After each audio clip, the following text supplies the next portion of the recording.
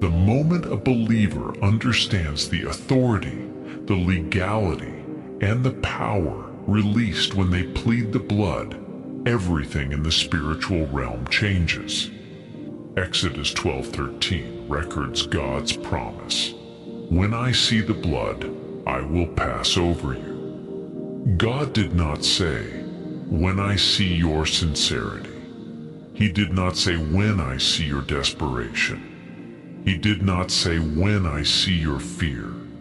He said, when I see the blood.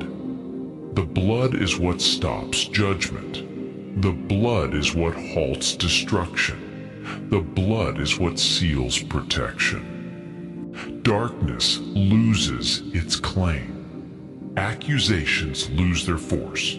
Fear loses its grip. The enemy loses his right to operate. The blood is the eternal declaration of his defeat. It is the eternal proclamation of your righteousness. It is the eternal cancellation of every claim he once held. When your words align with the truth of the blood, heaven responds instantly because heaven moves according to covenant. When you plead the blood, you are speaking what heaven is already speaking. The blood literally enforces divine boundaries that darkness cannot cross. The enemy thrives in unguarded places, but the blood establishes spiritual walls. E.W. Kenyon wrote, "The blood of Jesus is the living testimony of Satan's defeat. Not past defeat, present defeat. When you plead the blood, you are announcing that defeat in real time. You are reminding the enemy of what he cannot change, cannot challenge, and cannot overturn." The blood of Jesus is not sentimental language. It is not poetic expression. It is not symbolic comfort.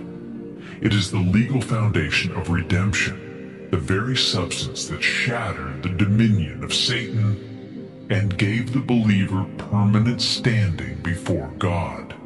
The evidence of the blood is irrefutable. It proves the debt is paid. It proves the sentence is satisfied. It proves the curse is broken. It proves the believer is free.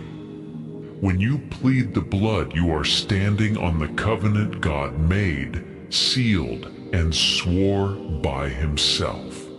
You are not trying to convince God. You are invoking what God has already committed to. You are declaring God has bound himself to this promise. God has sealed this protection. God has sworn this redemption. And nothing in earth or hell can overturn a covenant God himself established. The blood is not a mood, it is truth. The blood is not a ritual, it is reality. And the believer who lives in the power of the blood is a believer who walks in a level of spiritual confidence that hell cannot shake. Pleading the blood is equally powerful in family matters.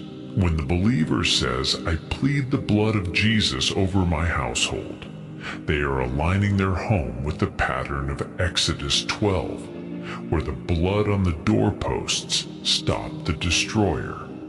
The destroyer is still active in the world, but he cannot cross the blood. Hebrews 10:19 declares that we have boldness to enter into the holiest by the blood of Jesus. Boldness is not arrogance. Boldness is confidence based on legal standing. The blood silences Satan more effectively than anything else, because Satan cannot argue with the cross.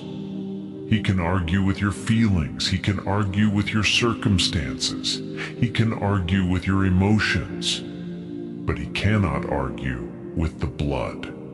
To plead the blood over the mind is to declare that your thoughts are governed by the peace Christ purchased.